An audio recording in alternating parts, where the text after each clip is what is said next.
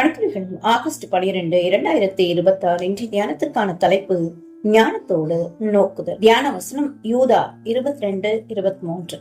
அல்லாமலும் நீங்கள் பகுத்தறிவுள்ளவர்களாயிருந்து சிலருக்கு இரக்கம் பாராட்டி சிலரை அக்கினியிலிருந்து இழுத்து விட்டு பயத்தோடே ரட்சித்து மாம்சத்தால் கரைப்பட்டிருக்கிற வஸ்திரத்தை வெறுத்து தள்ளுங்கள்.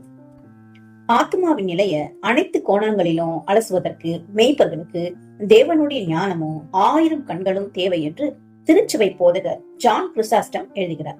ஆவிக்குரிய ரீதியில மற்றவங்களை நன்கு பராமரித்தல் எப்படி என்பது குறித்த விவாதத்துல கிறிஸ்டாட்டம் இப்படி பேசுகிறார். ஒருவரை கட்டாயப்படுத்தி குணமாக்குவது என்பது சாத்தியமில்லை என்பதனால அவர்களை கரிசனையோடும் இரக்கத்தோடும் அவர்களின் இருதயத்தை அணுகுவதை அவர் வலியுறுத்துகிறார். அதற்காக வழியே இல்லாமல் அதை மேற்கொள்ள முடியும் என்று அர்த்தமல்ல என்றும் கிறிஸ்டாட்டம் எச்சரிக்கிறார். ஏனெனில் ஆழ்ந்த அறுவை சிகிச்சை செய்யப்பட வேண்டிய ஒரு நபரிடம் நீங்கள் மென்மையாக நடந்து கொண்டு அவர்களுக்கு அறுவை சிகிச்சை செய்ய தவறினால் அவர்களை புற்றுநோயிலிருந்து காப்பாற்ற முடியாது. ஆனால் விரக்தியில் இருக்கும் அவரது உடம்பில் நீங்கள் இரக்கமின்றி கீறல் ஏற்படுத்தி சிகிச்சை செய்தால் அவர் எல்லாவற்றையும் மறந்து உச்சக்கட்ட மகிழ்ச்சியை அனுபவிப்பார்.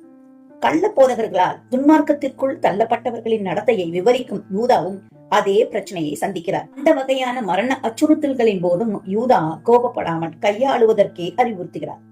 அதற்கு பதிலாக விசுவாசிகள் அச்சுறுத்தல்களை சந்திக்க தேவனுடைய அன்பில் இன்னும் அதிகமாய் வேரூன்ற வேண்டும் என்றும் போதிக்கிறார்.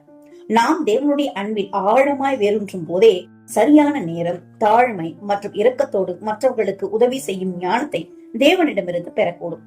இந்த பாதையே மற்றவர்களுக்கு சுகத்தை அடைய செய்து தேவனுடைய அன்பின் மகத்துவத்தில் இளைப்பாற செய்கிறது.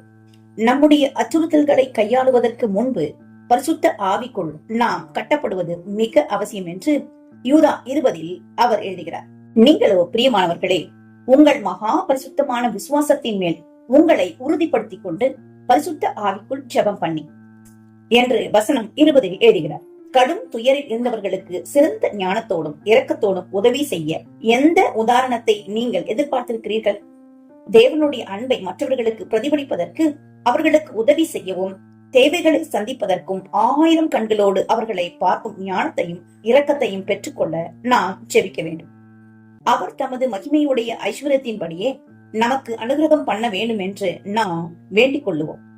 தேவன் நம்மை ஆசீர்வதிப்பார். இந்த நாள் உங்களுக்கு இனிய நாளாய் இருக்கட்டும்.